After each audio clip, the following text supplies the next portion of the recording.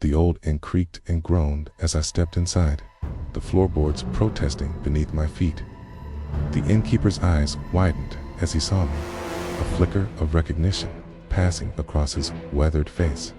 "You look familiar," he muttered, his gaze never leaving mine. I reached into my coat pocket, pulling out a faded photograph. "I found this in my grandfather's attic," I explained, sliding it across the counter. The innkeeper's fingers trembled as he picked it up, studying the image of a beautiful woman.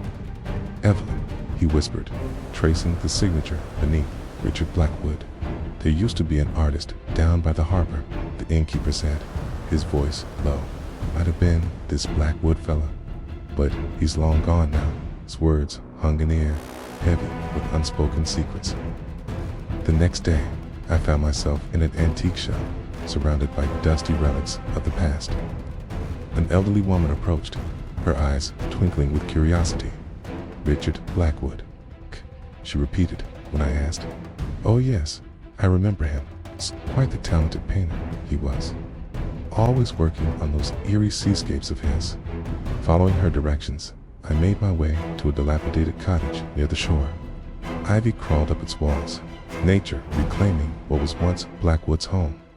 Inside, canvases lined the walls, each depicting haunting scenes of the sea. Among the clutter, I discovered a leather-bound diary. As I flipped through the pages, Blackwood's obsession with Evelyn became clear. His entries grew increasingly frantic, insisting she wasn't human. "She's something else." One passage read, "Something from the depths. ...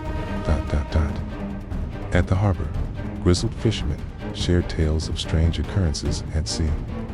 They spoke of Blackwood in hushed tones, recounting how he would paint through the night, his eyes wild and unfocused. The sea called to him, one old sailor muttered, and he answered. Back at the inn, the keeper pulled me aside. "This town has secrets," he whispered, his voice barely audible over the crashing waves outside. "Things we don't speak of.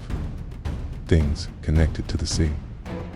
He glanced nervously at the photograph of Evelyn, still clutched in my hand. "Some say she's still out there, waiting. ... As night fell, I stood on the beach, staring out at the churning waters. The moon cast eerie shadows on the tide, and for a moment, I swore I saw a figure in the waves. Evelyn's face, pale and beautiful, beckoning me towards the depths. I blinked, and she was gone, leaving me alone with the darkness and the sea's endless